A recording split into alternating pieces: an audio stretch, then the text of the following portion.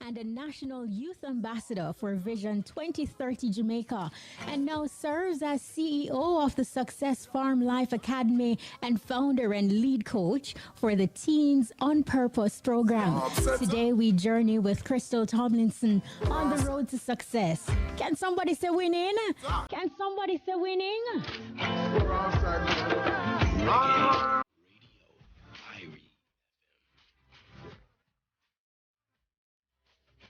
Hi, Krystal. Welcome. Are you hearing I us? am. Oh, my Hi, goodness. can you hear me?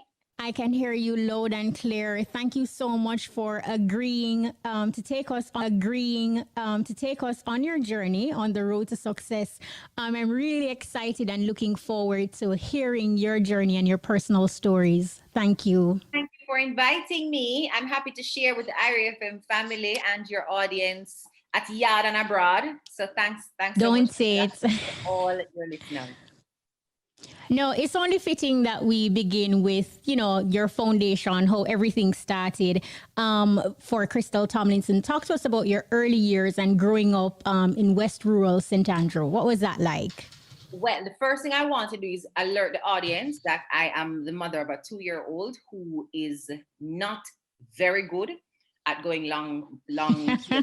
Mommy, so if you do hear somebody shouting, "Mommy," and I have to jump up and, kind of slip around to the room. Yeah. Okay? Look here, motherhood, chaotically beautiful. Yes. But West Rural St. Andrew, I was actually born in Golden Spring. It's actually where my father is from, his family. So my grandfather on his side. My mother is also from the constituency. Her mother, aunties, uncles, everybody's from there. And a lot of my family is actually still in the community. Or the various communities across West Rural St. Andrew. So for me, I did not realize that I was actually in country because it was in Kingston, everything named Kingston. So I spent a lot of my summers, Easter break, Christmas break, visiting with my father when my mommy moved away from West Rural to Portmore, going to the river, climbing chocolate tree, killing chicken with my grandma. So she would never allow me to bust the truth, but I would help to defeather and prepare the chicken, kind of clean it up and get it bagged and in the freezer after she killed the chicken. So a lot of farm work. I remember being scared sometimes because my grandma used to love tell a dopey story before we go to bed. And the bathroom was not inside, so I had to come outside. It was a pit toilet that we used to use when I was a little girl. So we had to go outside. All you gotta do is make sure you do not worry about eating just before you have to go away, because you cannot wake up and want to go to the bathroom after grandma don't tell you the 13 dopey stories and we have potion. So I really enjoyed it.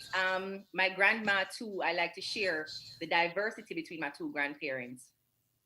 One grandmother was a Baptist, and still is. The other grandma is a Jehovah's Witness. So whenever I went to visit why am I sweating like this? Okay, guys. It's fine. Your face is fine. Your face is fine. It's flawless. You're good. Thank you. So right, when I went to visit my father's side of the family in West Rural for summers, I would be going door to door because she was a witness. On Saturday you have field service. So it was one of the most exciting times for me because I get to go to people's yard and chat, right? And you have your little chat. And you have your watchtower and you wake and you knock and you say, "Hello, may I have a conversation with you about Jesus Christ?" And the daddy gets and may I bring the gospel and the good news. So I really enjoyed that because public speaking was a big part of my ability to just feel comfortable with myself, develop self-confidence, share my ideas and my passions without feeling awkward and self-conscious. So I remember very clearly always being happy to share some information with somebody, even when they never want to talk to you. When they see a little girl come in, them just wait a little bit and listen politely. They take the tract and I say, "Yes, I got to give her one. Give me one more, grandma." So I remember that very vividly. Mhm. So you knew then, Krystal, from a very young age that you had a gift. You're able to communicate well and articulate. How instrumental were your parents? I know you spoke a lot of your grandma and going around with her, but how instrumental were your mom and dad in supporting and supporting that dream? So my mother is very, very big on standard English, right? Mm-hmm. She don't play. So I mean, even now, if I'm talking to her and I use that is where the R is supposed to be. So like I say, none of us are perfect. She said, "Excuse me, I don't understand what you're saying. None of what? None of us is, mommy. None is." So Mm-hmm. she's very, very serious about language and speaking English properly. She went to the Queen's schools. I can only imagine the Queen's English being a necessity when she was growing up. Mm-hmm. Mm-hmm. But her love for language encouraged me to love reading as well. So she would always challenge me to keep reading. You're spending too much time in front of the TV. It wasn't just go pick up a book, it's go and read something, go to the library. I think a part of the library was not wanting us in the house on a Saturday to nam down the place, right? So she would always be sending us to the library on a Saturday. If I say I need to go to the library, I get any amount of taxi fare and bus fare and bun and cheese money because she loved to know that we were going to the books.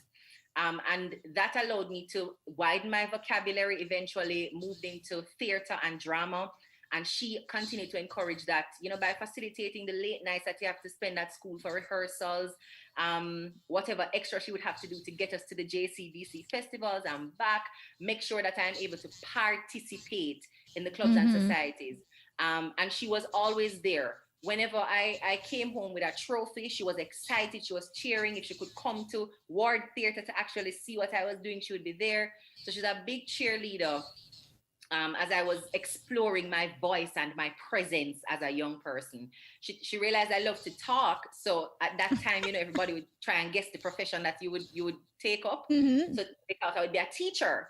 So they bought me a little chalkboard, and then I would Board. put up Mm-hmm. my dollies, and I'm teaching my dollies my little poems and my skits. And so they facilitated as best they could. And I didn't even realize at the time how modest the disposable income was, because I could get a chalkboard and I could get different colored chalk, and I had more than one dolly.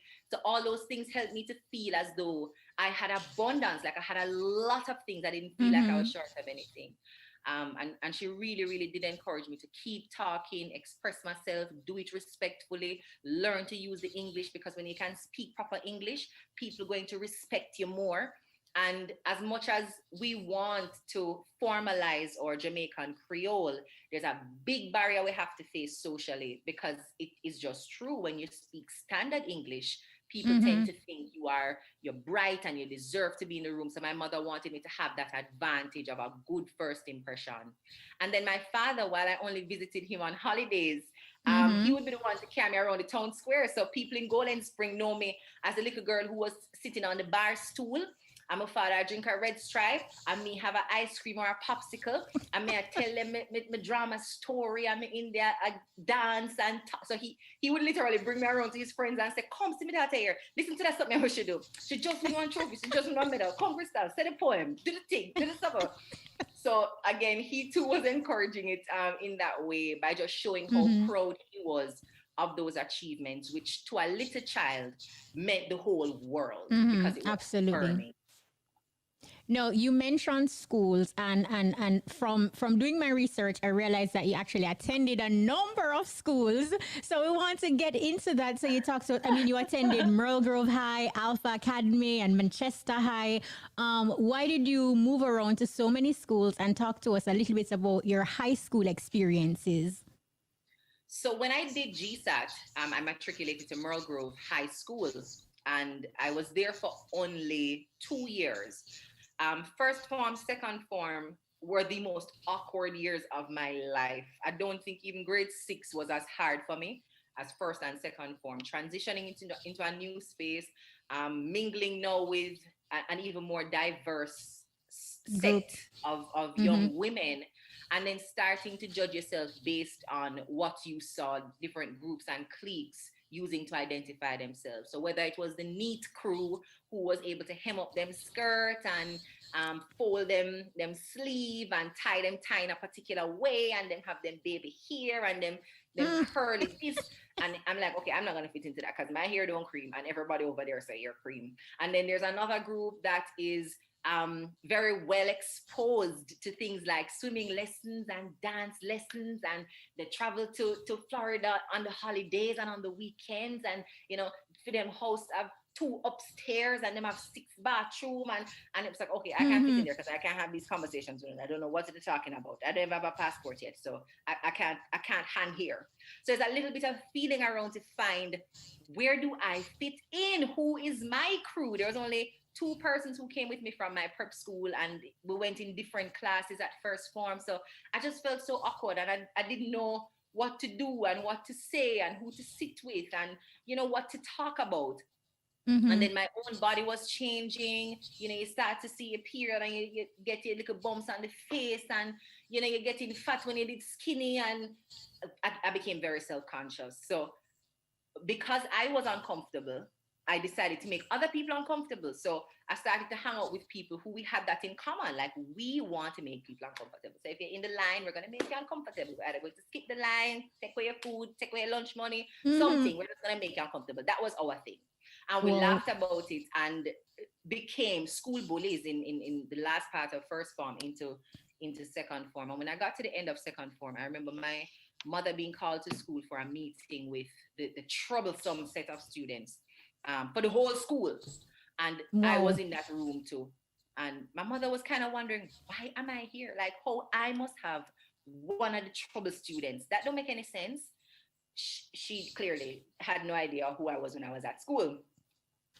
And so the teacher said, well, listen, one of the things about Krystal is that we really think she is being misled. So nobody thought that I could have been the ringleader. They thought I was being misled. So they said, to save her, and so we don't have to suspend her or expel her, please move her to another school. Moved me then from Merle Grove High School to Alpha Academy. And the same thing pretty much happened. Went there, found the people who I could give trouble with, and we just did it all over again. This time, instead of the trouble being in Half a Tree, the trouble was downtown at the bus park. And from there, had to move again for the same reasons. The teachers just thought the environment was bad for me, and they need to put me in a better environment because I clearly can't be the problem. I was the problem, Kshema. I was so the problem. But we moved to Manchester High School. I was there for 2 years, 4th and 5th form. Same thing happened. And I remember going back to Mr. Gabriel at the time. He was principal, and I was applying now to go to 6th form. And I have all the requirements and thing. And I'm like, okay, yes, I can get to 6th form. And I'm friend of my plan. I say, yeah, man, come back. Yeah, lower 6. What you going to do? I'm going to come studies first. And I'm going to do. And he said, no, we're not taking her. And my mother was wondering, she has the grades. I mean, why wouldn't you take her if she meets the requirements? And he said to her very clearly, we don't think Krystal is good for the environment and the school community. She's not the kind of element that we want around our students. And while she has done good in her exams, her behavior is poor, and she's going to mislead other people who don't do so well in the schoolwork with her behavior. And that included like encouraging people to skip class and argue with teacher, and lunchtime fights and after school fights, and just orchestrating all kinds of distractions and waste of time. And then at the end of the day, I would go home and do my work and get my good grades and shut it up. So if I wanted a scholarship when I was in high school, if I knew where to apply, I would have applied and I would have gotten them. The only subject I remember having an issue with for all of my life is math. But everything else, I was pulling A's and B pluses. And I remember the look on my mother's face when she came out of Mr. Gabriel's office, and we had to get a taxi now to take us to the Carteret College, because that's the next option that she had to change schools and send me to DC. And when we went there, they took one look at my CSEC slip, and I think they had my report card at the time as well. And it was like, yeah, man, let's take her. She definitely fits the academic requirements. Bring her in. This is the thing for the uniform and the books. And I remember thinking to myself, this is not going to be the school that my mother comes and the behavior is repeated, where Krystal's mother coming to school is a whole excitement and everybody have to run up on the block and say, what she do now? Yeah. I didn't want that. I didn't want teachers to be looking at my mother, judging her and thinking she was doing something wrong at home when she really wasn't. There was nothing that my mother was failing to do. She worked very hard every single day. I never missed a day of school. If she didn't have money, I wouldn't know, because if it's even to empty out the silver saving pan that she have, we get in bus fare and we get in lunch money. If I needed the books, however she going to get it, I am getting the books. If I needed extra class like for math, however she going to find the money, I am getting the extra class. We were fed, we were taken care of. There was no abuse in the home, there was no neglect. But every time she had to come to school for my behavior, you could see the judgment on the faces of the teachers, kind of wondering, what's going on at home? You know, where is daddy? Maybe it's because daddy is missing, and what is mommy not doing correctly, and what is going wrong? And I hated that, because I knew, as far as I was concerned, mommy was doing nothing wrong. I just didn't like the silence of being by myself. And I noticed that people love to be around me when I could give them a source of amusement or drama or excitement. And so I chose, disruption as the excitement to give people, so I could be surrounded by friends and people who liked me. And I said, not going to do it for DC. I'm going into sixth form and I want to change my reputation altogether. The next time my mother comes to school, she has to be sitting in the audience, clapping, because me win something. I must some award me I get or something. She must can come at school for one of them someday. The rest of mother them no more than my mother. She her daughter can win something, right? Outside of drama and theatre arts and JCDC festival. Me can win something at school. And I remember setting in my head, I want some badges. Because at the time, the only badge I could ever get was a house pin, right? Nobody wanted me to be like prefect, student council, monitor, captain, club captain. No, every teacher would be like, anybody except Krystal. So I said I wanted some badges. And that was my first goal, get some badge. And I started, joining clubs and volunteering to serve. And the first club that I joined was the cheerleading society and then the debating society. And for both of those, I ended up being the captain of the teams by the second year of sixth form. And all of the behavioral changes that would have had to happen to lead me there came only because I identified a clear purpose. I want to make my mother proud. She's sacrificing too much for me and my brother, for me to be embarrassing her with bad behavior, one. And two, wasting my time so that I'm not even reaching my full potential. Because old teacher must have said, them no want me to get something, right? Nothing wrong with me, but I'm behaving in the wrong way. And so if I don't change the behavior, I can't get on the right path and get the right result, which is to make my mother proud of me. And so from then on, it's just been a very conscious decision when I wake up every day. What is the purpose and who needs me to be at my best? Who do I need to serve? Who it is that is looking to me for mentorship and for a good example and guidance and strength? Because some days it's not me. Some day I don't need myself to be on my best behavior. I am fine. I can do what I want to do and live with myself. So there are days when I need to identify a bigger purpose than what makes Krystal comfortable and stretch my ambitions to meet that purpose. So sixth form was a catalyst year for me. New school, new goals, new outlook. And since I've started in that space, I think I've gotten better at identifying ways that I can serve others. So it feels purposeful and meaningful for me. So Krystal, as a teenager, you were able to have that positive self-talk, get yourself to that level where you channel your good energy and wanted to behave better for your mom. Did you have like a role model in that period, or somebody that you looked up to that you wanted to be more like, or how did this happen? Because as teens, sometimes you lose your way along the way unless you have somebody there with you, or you were just strong-minded and strong-willed and sticking with it throughout. Well, one of my role models in sixth form, which was my, as I said, my catalyst year, is actually one of my very good friends now. At the time, her name was Kamisha Kelly. She's now Kamisha Swaby. And I remember being in sixth form, and she was the president of the National Secondary Students Council. and she visited the Carteret College to give a speech. I can't remember what the occasion was, but the NSSC president is coming, and we were gathered in devotion, and she gave a presentation. And I remember being in the audience and I say, no man, I want to be like a girl there. She just bright so, and just together, look our uniform neat, look our hair neat, look how, and I'm just looking at her and I say, no. When I think about the person I would like to become, I wasn't thinking about Oprah.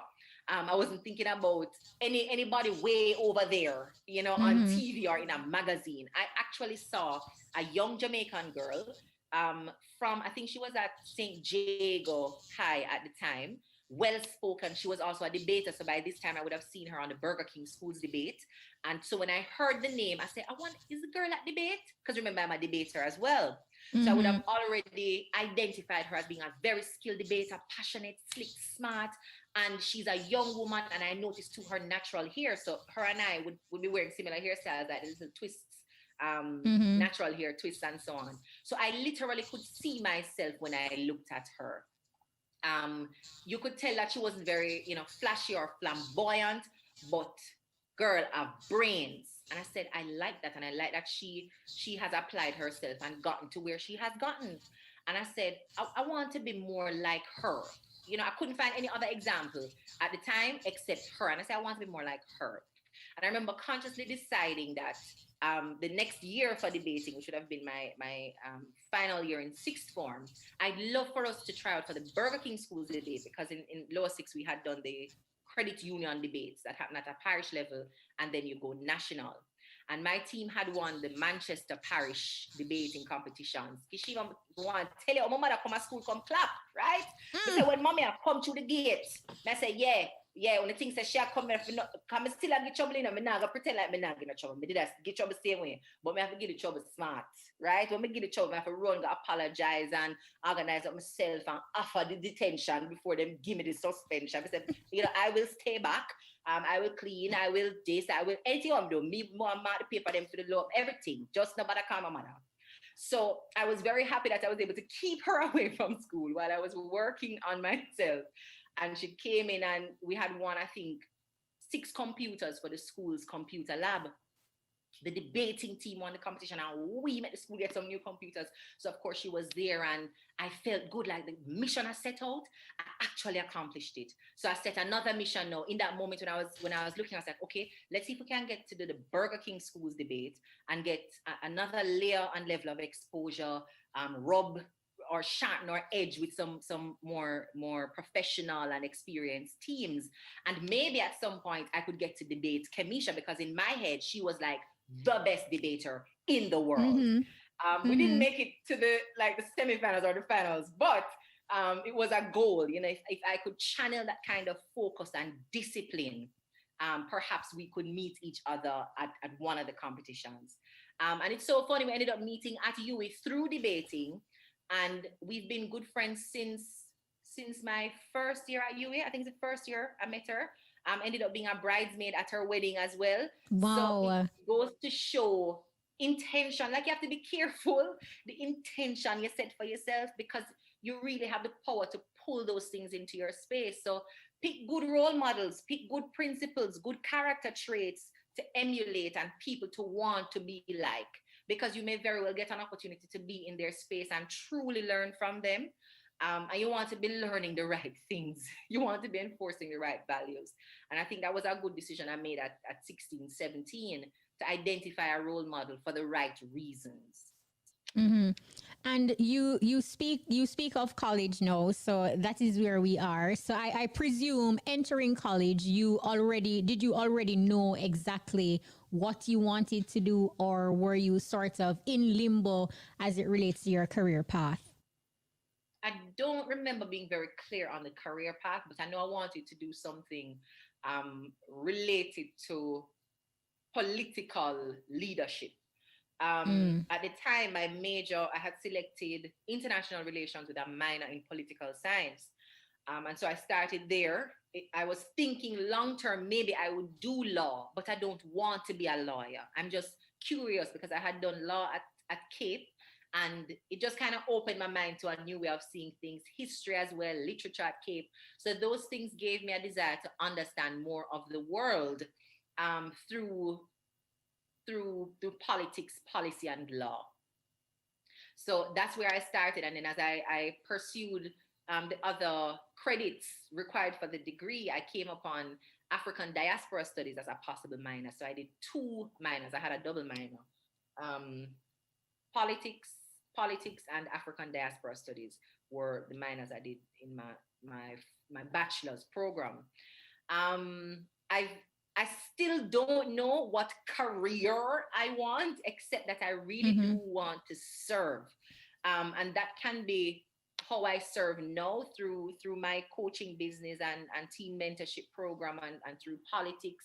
It can be any way that my skills can add value. But in terms of like saying, I want to be a teacher, a doctor, a lawyer, I don't think I've ever been clear in the career path. But the type of value and service I want to add to the community, I've always been clear on that. I want to serve. I want to serve Jamaica. I want to serve Jamaicans. And I'm just looking for various ways to put my talent to that kind of goal.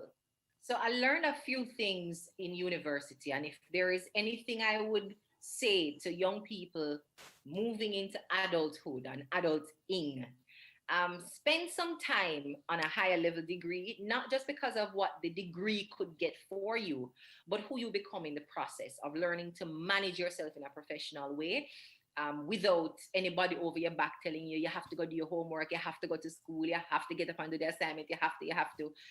You develop a lot of personal responsibility and extreme ownership of the outcomes. Because I had to take the student loan for all 3 of the years I was at UA, extreme ownership was really the definition of my university years. It wasn't just going to school anymore. I had debt that I had incurred to be here.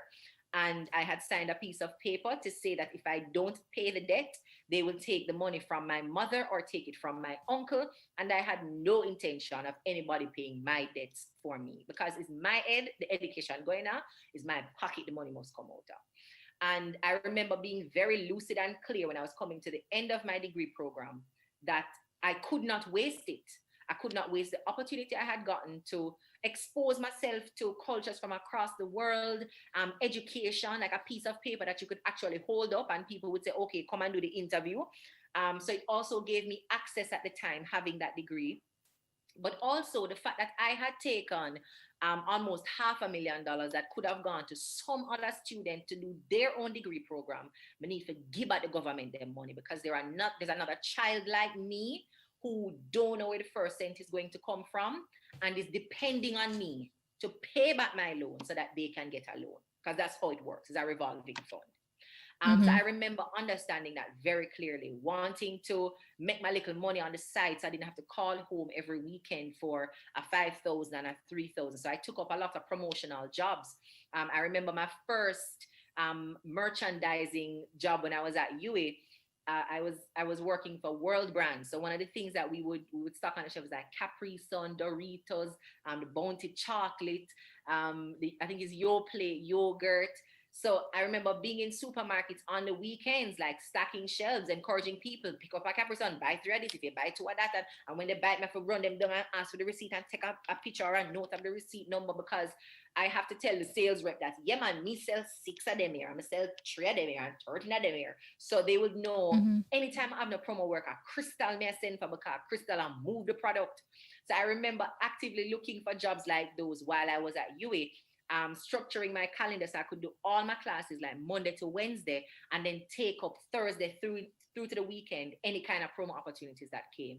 So from Digicel, I remember when they had the 5 Digicel, I can't remember the name of it, but there's like you see people at the stoplight with some high five clappers, and they had on the high five shirt, and they were giving out stuff. I can't remember what you would do 5 times to get something. I don't remember, but me day out of the stoplight and my digital shirt every weekend. Thursday, Friday, Saturday, Sunday, send me out, right?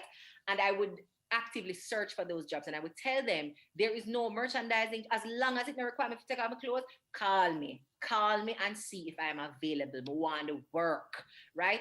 Another goal I had set for myself is that as soon as I get employed, I'm going to start paying my mother's light bill. Kshema, ask where we get them goals are from, right? But I would be very clear about the precise impact I wanted to have and how I wanted to serve, especially my mother, like do something for my mother whenever I'm able to do it. And I remember having that as a goal, like, I need to start make some more money because I want to pay back student loan. I want to move off campus so I can pay my own rent. I also need to start paying mother light bills. So yeah, come, hurry up. And they would start sending jobs my way. So Caribbean Dreams, I used to stack the shelves with them tea. Every promo work I could have found, I did it. I remember being in a bigger ad campaign. There's still a bigger bus that drives around Kingston with me with a little afro. I did that one years ago. The last job I did was actually a music video. And I remember my good friend, no, we're like really, really good friends, Stacia Davidson. She had links with the different PR and marketing managers for various companies.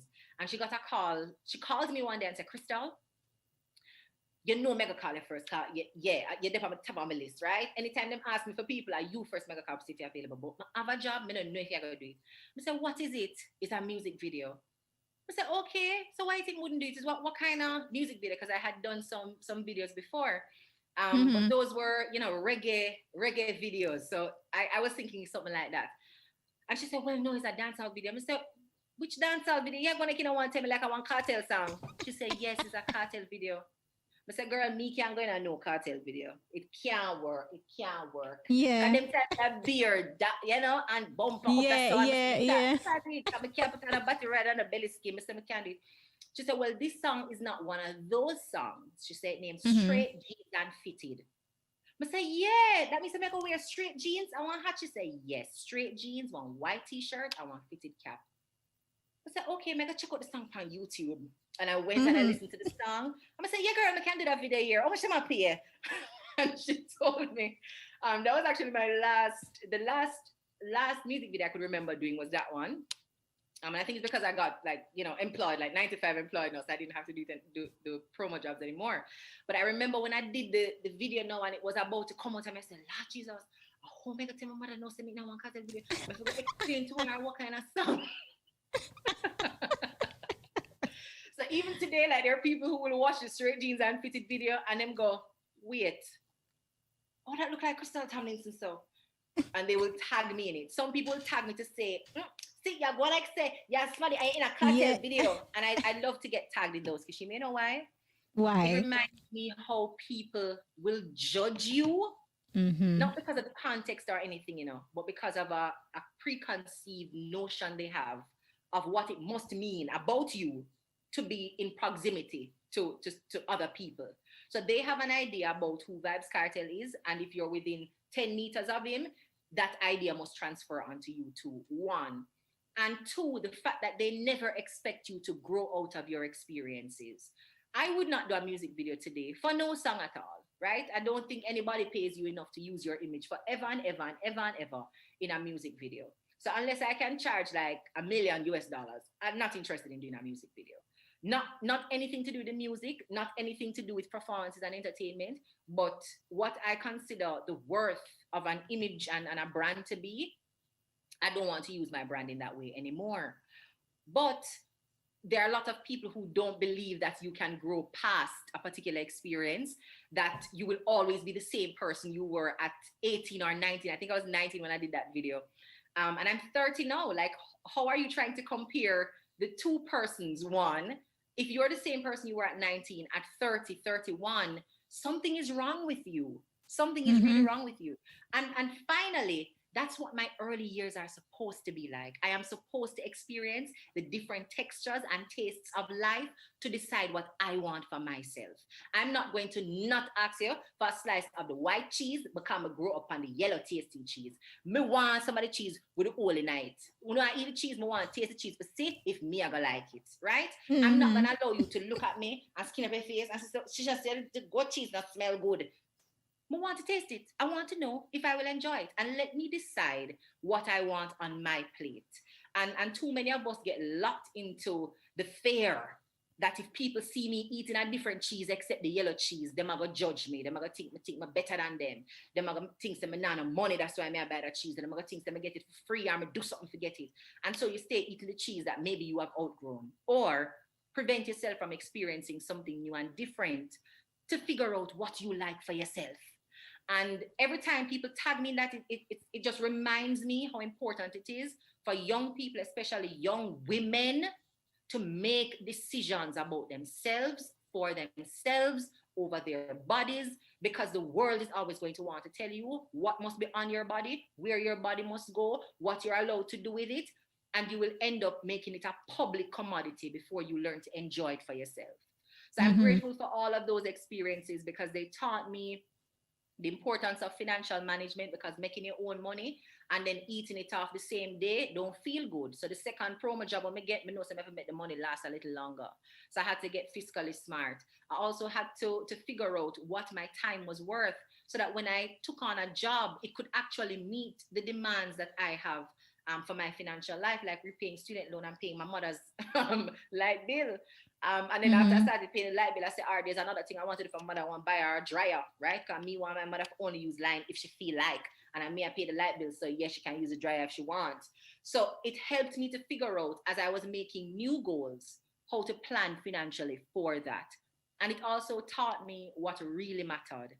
What really mattered to me and continues to matter is family. And no matter what amount of time or money I have to invest in making my family know that I value them and the sacrifice that they make, and I love them unconditionally, and there's nothing they can do for me to stop loving them, and I appreciate that there's nothing I can do for them to stop loving me, I'll continue to put my focus on family. Family, family, family, family, family. So even in my university years, I can recall that being a priority for me. Even when I didn't want to go home on the weekends, I was thinking, what could I do for mommy this weekend, this month, and how can I surprise her? What I can do for my brother? Maybe I can pay this bill for my brother so mommy don't have to think about it. All of those things just kind of reminded me the real priority for me, even when I was making money, it's to serve the people that I love with it.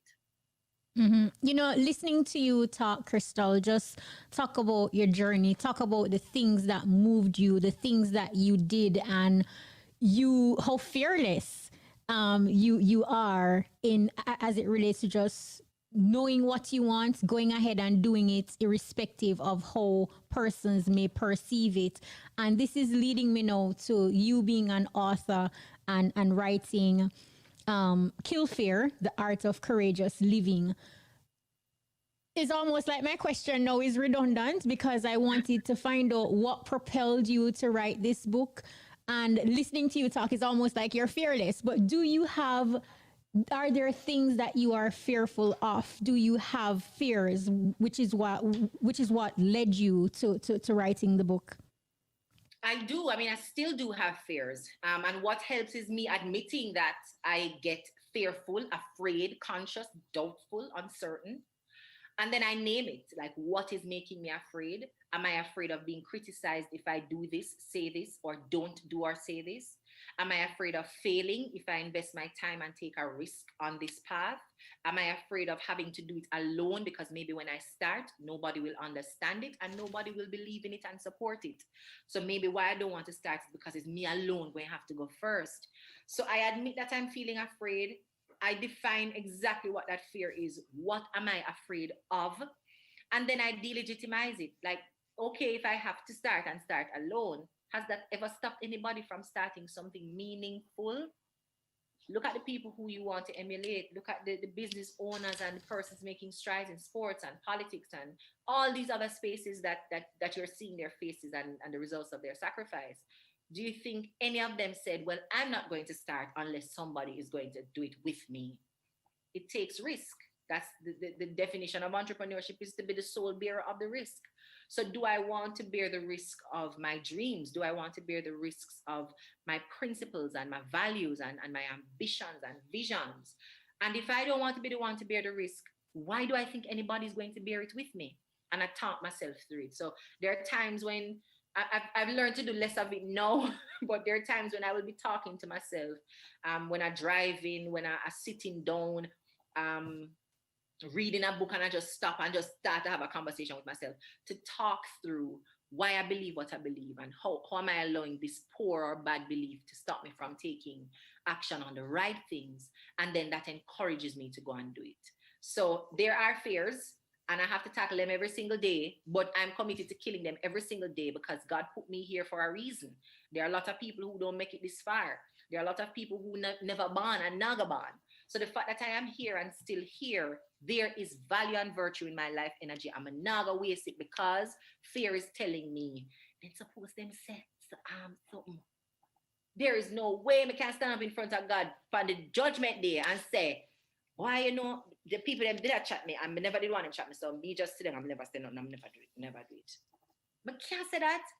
So I understand the weight, the burden that is on my shoulder to make good use of the time I have while I'm here.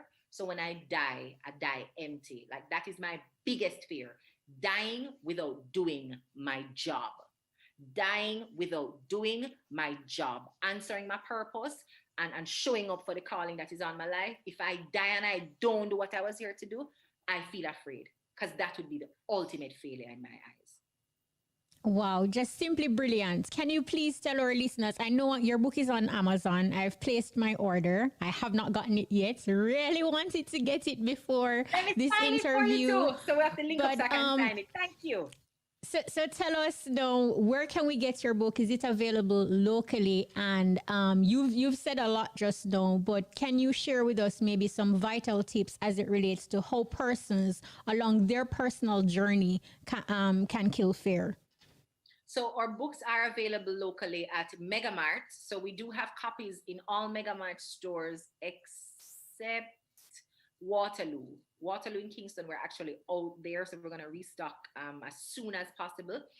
But right now we do have copies at Megamart in Montego Bay, Megamart in Portmore, and Megamart in Mandeville. I know the Mandeville location, the Montego Bay location has limited copies. So me saying this now, I really hope you get there to grab them before they're gone. And then, of course, on Amazon. In terms of what people can do in their daily lives to kill fear, there are a few simple things that I subscribe to that work for me, and I'm always happy to share them because they make me feel less scared to be myself in a world that is telling me who I should be. The first thing and the first law for me is that you don't show up in the world naked. You have to put on your clothes. You have to put on good spiritual clothes, and that includes understanding who you are and why you are. So an important element of that is defining yourself for yourself. Who you be? When somebody says, hi, I am so-and-so, and who are you? The sum total of your introduction is going to be a name and which school you went to and your career and the name of your children or your spouse, or can you define yourself more powerfully than that? What words are supposed to define your energy? What is the impact you want to have? How do you want to be remembered? Get comfortable introducing yourself in terms of the impact and the stain and the mark you want to leave on people's lives and on this world. But you have to define yourself first. And I wake up every morning, I actually have the planner right here in front of me. I wake up every morning and do a whole process from reading the Bible and finding spiritual scriptures that are of relevance and resonance with me, and that's across religions.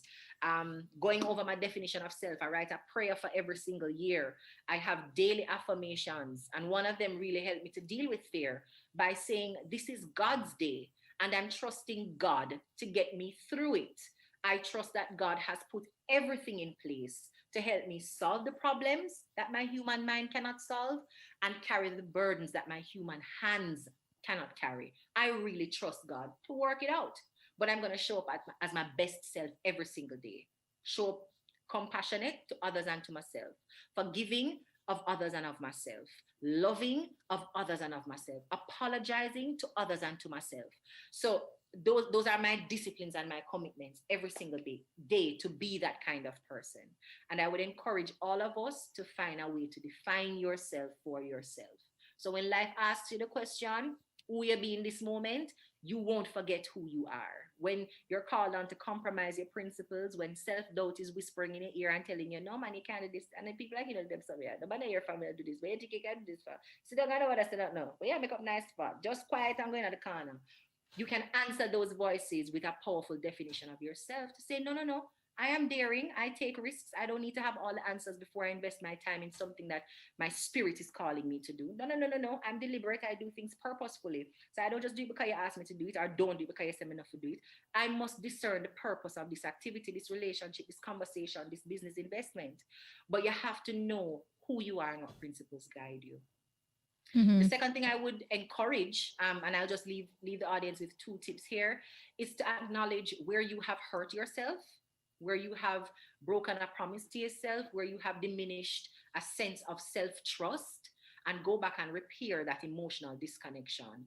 The more comfortable you get with making promises to yourself and breaking them is the more you show up in the world expecting others to break their promises to you. So you don't honor your word to yourself, you're not going to honor your word to others, and you'll never believe that people will honor their word to you. So even when good come to you, you're kind of skeptical about it, because what them want in return, because people not just do nice things to people. So me can't even stop drink the liquor and drink more water. Me can't even get up and exercise and serve my body. And me must believe that you're going to do something for my body. No.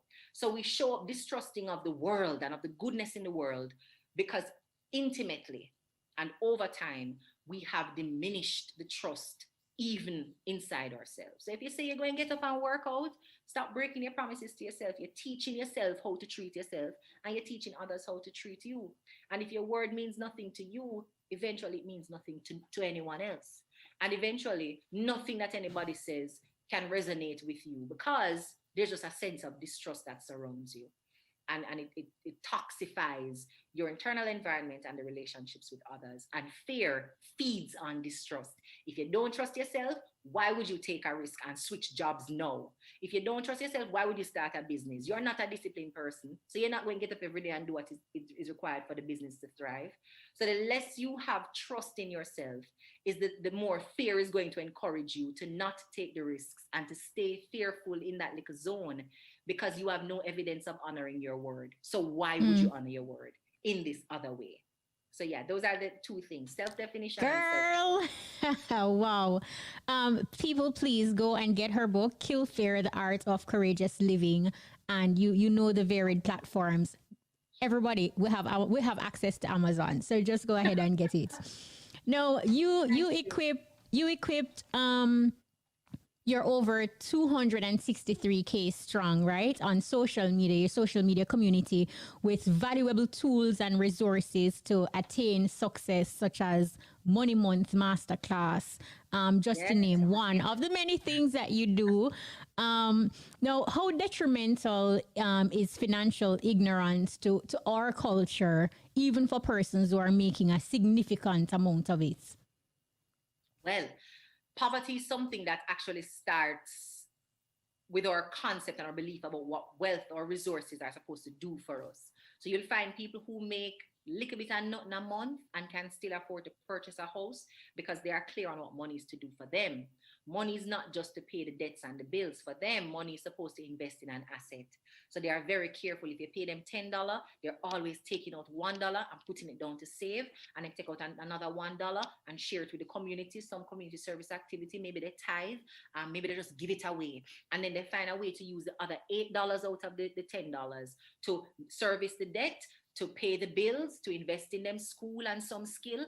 And over time, all of the $1 that they put down in saving compounds into a down payment for the house. There's another kind of person now who believes that money is supposed to show off their status to other people. So if they make $100,000, the $100,000 is spent buying things and amassing the kind of glitz and glamour that prove to people that, yeah man, I'm rich, I'm have it. That is the goal of money in their minds. Another person will see the goal of money as to create future security. So they never want to use it in the present. They can't imagine taking the money and doing a pedicure. You're mad. And then when me are 60, I can't buy a bread. That is how they equate the money. Money is for future use. I'm not supposed to enjoy it now. What you mean? Spend and be happy. If I want to be happy, I will go and dance. I'm not going to spend my money.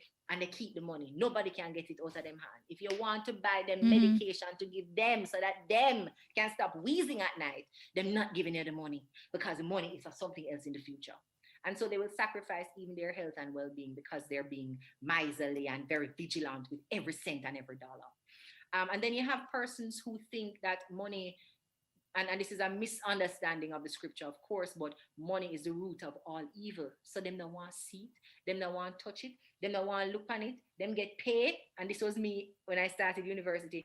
I get the money and I don't want to look on it because it means I have to go plan feet, right? And money and something you're supposed to want. No, and when you want money, the devil will come and, you know, when you're greedy and it's going to lead to all kind of evil and wicked and then you're going to start to get better than people. So I don't only for money.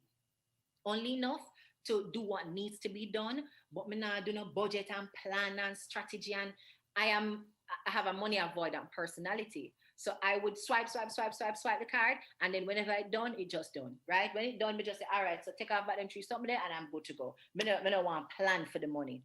That was me in high school and in university, sorry. So I had to change that mindset as well and start paying attention, keeping my receipts, budgeting before I spend, not spending the money because it is there, but spending the money because it's assigned to a goal. So this dollar is to student loan, this dollar is to rent, this dollar is to sponsor, this dollar is to saving, this dollar is to that, this dollar is to that, giving my money a job. And when I started doing that, continued to do it over time, I could create an investment fund. I could create a savings product, you know, for my daughter. I can have life insurance separate from health insurance. I can be saving towards down payments now on houses that I want to buy. Like I can actually think of purchasing more than one house at once because I have good money habits. But if you're not thinking about money in the right way, you can't do the right things with it. So the first thing I would ask anybody to think on is how money was treated in their household. When people spoke about money, did they talk about money as though they worshipped it? Like money was God and they need more money. And anybody who have money, when they come at the house, them get the nicest chair for sit down in. And the rich friend, them get the nicest cup for drink out. And them have the nicest thing to say about rich people and the worst thing to say about poor people. Maybe that will help you to worship money because you realize that people who have a lot of money get a lot of respect and status and things. So is that why you think about money the way you think about it? Maybe you're from a family where there was never enough for anything. And even when there was money, you were being told, no, we don't have it, we're broke, we don't have it, poor.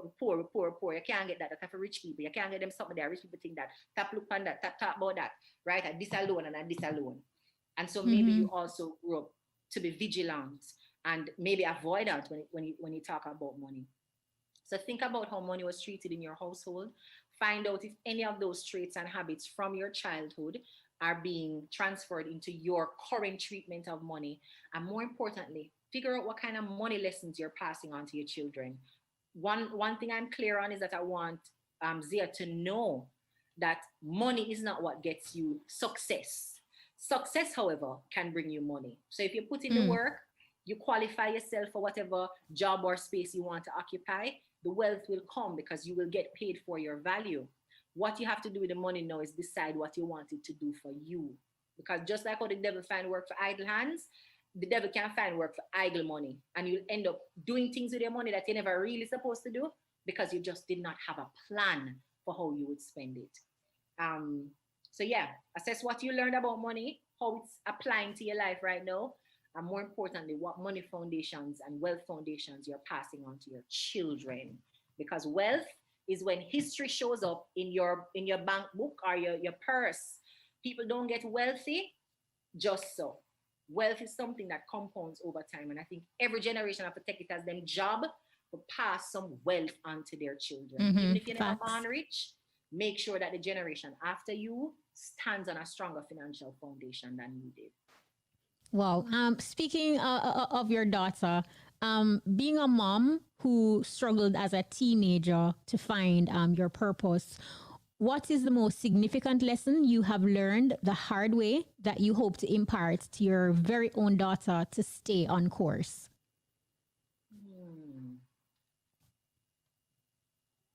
I can't believe she's speechless. I'm trying to figure out which one I learned the hard way. Um, you know what? I think it really comes back to purpose. I Mm-hmm. really think it comes back down to purpose. I wasted a lot of time as a teenager because I didn't want to interrogate myself and sit down and listen to what was going on in my Mm. head. What was I enjoying? What did I not enjoy? What were my values and my principles? And which ones were not? How was I acting in a way that violated my principles? I say I believe in honesty, but here I am being dishonest. I say I believe in loyalty, but here I am being dishonest. I didn't sit down with myself as a teenager and focus on me. I just wanted to be comfortable around other people. So if there's anything I can teach her early in her life, is to get Mm-hmm. comfortable in her own skin and always be asking herself the question, what is the purpose I can serve in this space right now? And if you can't find a purpose where you're going to serve that is positive, no go there. If what you're about to say doesn't add value and a good purpose to a conversation, no say it. If what you're about to do with your time is not purposeful use of it, no waste the time. But choose purpose consistently in a disciplined way. Be okay saying no, that don't align Mm-hmm. with my values. Yes, I'm doing it because it aligns with my values. So you can always be comfortable with yourself when you go to bed at night. Whether it's as a preteen, a teenager, a young woman, an old woman, find a way to tune in very early to your purpose and just defend it. Even when others don't understand and don't support you, find your purpose and stand in it as compassionately and courageously as you can. Krystal, you sort of alluded to it at some point in the conversation. The internet can definitely be a horrible place to be authentic, but at the same time, you have managed to be so open and transparent with your story and who you are. How do you deal with public criticism and scrutiny even now? Because we see what happens. You see the comments, even for instance, like when you became pregnant and persons just have like all these ideas as it relates to how they thought that it should have happened. How do you deal and handle these types of situations? So there's something I used to do, right? In the very, Mm-hmm. very early stages. Now I know a better frame to refer to it. But at the time I used to say, but okay, them have a comment and it never take the bird out of my cupboard. It never cut off the light. It never cut off the water or the internet. So does it really have an impact, like a tangible negative impact on my life? No, it Mm-hmm. doesn't. Over time, what I realized was that I was assessing really the weight of people's opinions and comments. Like, where does it hurt or burden me, except in my head, because it doesn't manifest itself in any other way. Like somebody come and plug out my TV. They don't have the power to take any action in my life, but they have the power through freedom of speech to develop an opinion on it. So will I allow the waves of opinions to sway me and cause me to doubt myself, especially when the opinion comes from people who do not know me? So you can't even assess me properly and give me good guidance and good counsel because you don't even know who I am. You don't know what my values are. You don't know what my life vision is. But here you are offering me guidance on me and my decisions and my life. So I had to learn to separate that. Okay, they're going to have that to say. While I don't want to see all of the negative things that they have to say, should I see it, I must understand that they have a right to come up with a story. Humans are very good storytellers. So if them get piece of the story, they need to make a full story in their heads, and they're going to pull together some opinions from their experiences in life, from anything they may have read somewhere else, from their memory, from their beliefs, and then they're going to create a story. It's okay. That can be their bedtime story, but their story doesn't become my reality. So don't allow it to derail you, or in this case, me. The other thing I like to imagine, Kshema, is being in a hospital. And in the hospital, there are people on the gurneys, on the beds, with different illnesses. So some people come in there with a cancer problem. Some people have blood issues. Some people have limbs that they have lost. Some people have mental issues. Everybody's in the hospital with a different issue. Can you imagine if the person who have cancer look across and say, what could on you with your 1 foot, boy, you have sugar. You should have live your life like a better than that. And then the person will lose 1 foot because they did have sugar. I look upon the girl who have lupus and I say, what watch your body to it, maga down and thin out. And then the person will have HIV. I look upon the one where drop and bust the forehead and have a cocoa. You're too careless. Look at your bucket two and drop and know your head have cocoa. Imagine if all of us who are sick on some level, and when I say sick, I mean we have things in our character to work on. There are problems in our lives that need to be solved. None of us show up in this world as perfect. And we are in this hospital called life. The goal is to get treatment for those illnesses. So if you realize, say, you don't have good integrity, you're supposed to work on your integrity. If you realize, say, you're careless with your finances, you're supposed to work to get better with that. If you realize, say, you don't treat people in your life well, you're supposed to work on that. And instead of working on your illness, focusing on your healing, on your growth, you're literally looking around at everybody else in the hospital and casting judgment. And you think that makes your tumor go away. You still have to go do the work to heal your cancer. And so when I am in my bed with my foot wrap up, right? I just come out of surgery, I can't walk. Whatever that issue is that is probably in the public for discussion now. My foot in a little cast now. And I'm focused on the physiotherapy. I'm trying to figure out what medicine I must take so I don't miss my dosage. May I make sure I go to my doctor's appointment? May I make sure I can still do the work I'm supposed to do even while I'm healing? And you over there so with your broke foot, right? I don't even know if you start fill the prescription for your medication yet. I criticize me and my foot in a cast. I find it to be a little bit comical sometimes, just knowing that we are all humans. And even the person that's casting the most bitter and vicious criticism has healing to do. And if you were really focused on your healing, you would have no time to laugh at somebody else in the hospital. So it tells me, every time that happens, it tells me that you've taken a little bit of time away from your healing, your personal healing that you have to do that nobody can do for you. The trauma in childhood that you have to deal with, the trauma in adulthood you have to deal with, the anxieties, the fears, the things that every one of us have to deal with every day.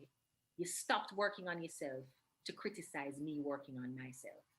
And while it's a little comical, it's also sad. And that's why I use social media the way I use it, because if I can get more people to stay focused on their lives and their treatment and their healing, it makes for a more whole and healthy world. But we also learn to treat others as human beings too. Because when you spend a lot of time developing and growing yourself, when you see faults in others, all you're thinking is, how can I share this thing so that they can grow through this? Because I know what it is like. And you start to want to serve them and help them. Wow.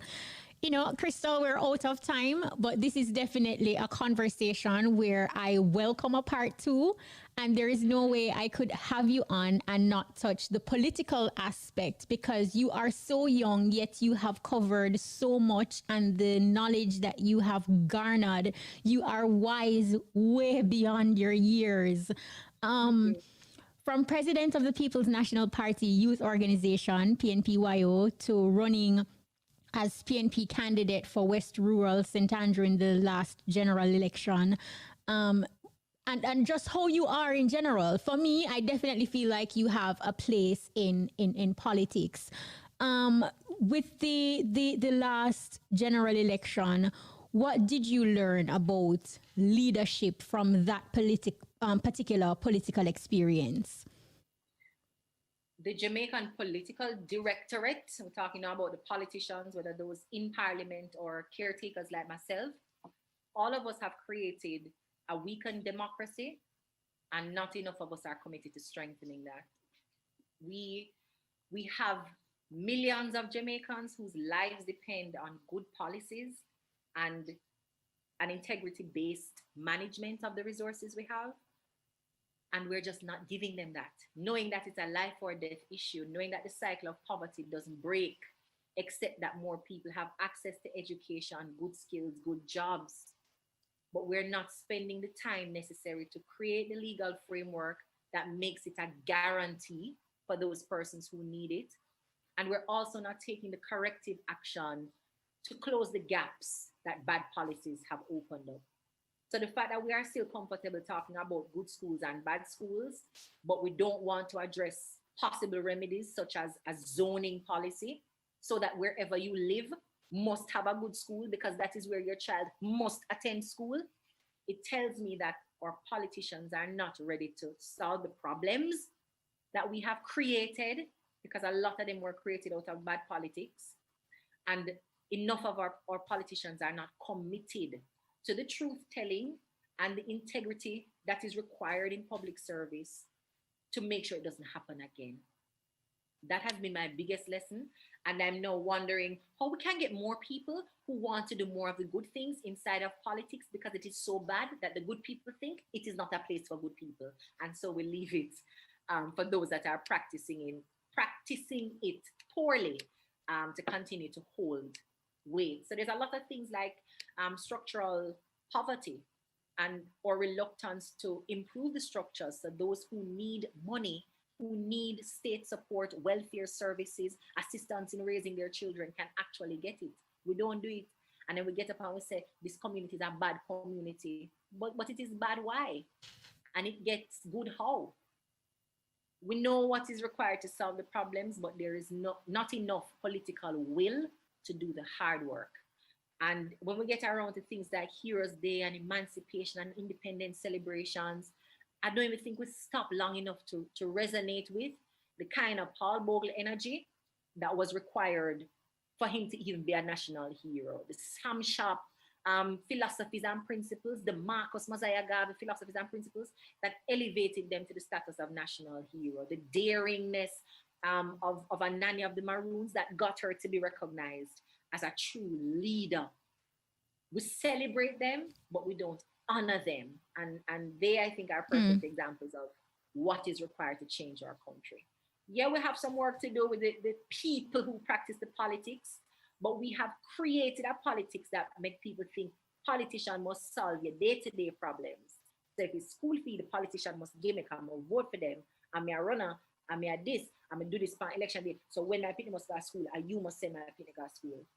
So what does that mean for the person who did not work for the politician on election day, which is like 99% of the constituency? How do they get to school if we don't invest in public resources?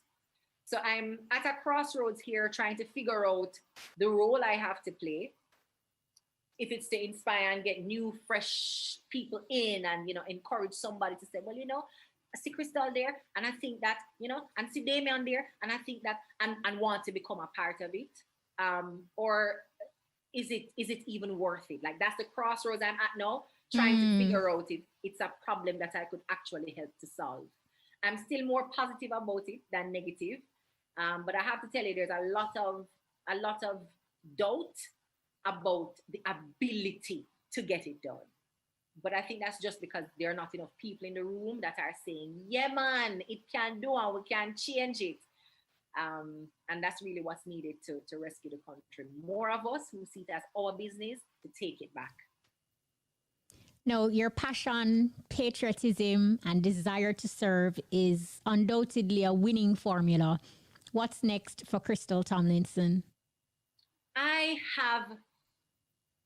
Professionally, I'm going to continue to grow the Success Farm in terms of our public speaking training programs, doing more, especially among our teenagers, to help them get organized and focused through good mentorship, using my story as an example to reach more teens.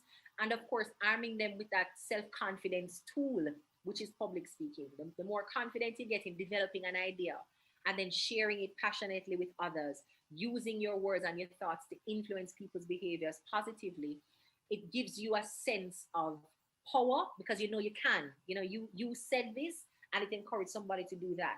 So since I have this power, let me continue to use it. And I think that can help to kind of cascade some beautiful effects for young people who may not be so confident in their self-worth and the voice that they have. So I really am focused on doing more and more and more of that through the Success Farm. I think another book is inside me, so I do think I'll be writing a little bit more.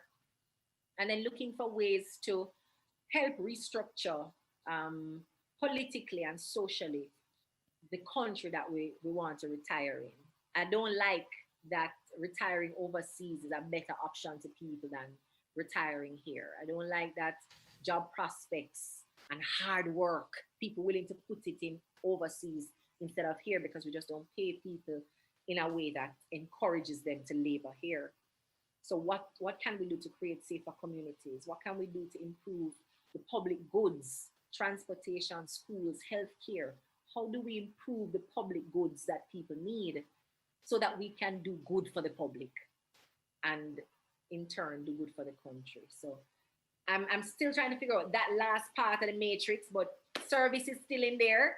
And of course, parenting and bringing to adulthood a sensible young woman who can continue to add goodness and light to the world. Wow, Krystal Tomlinson, thank you so much. You are a awesome queen. Keep doing it, and thank you for sharing. I mean, you absolutely gave us a wealth of information. It was a teachable moment for myself, and I'm sure for the listeners as well. Thank you so much, and definitely we have to do a part 2. I'm here. Thank you very much, Kshema. To your listeners and viewers, I appreciate you staying tuned in for my story on the road to success. I'm still walking the road, and I don't quite reach it yet.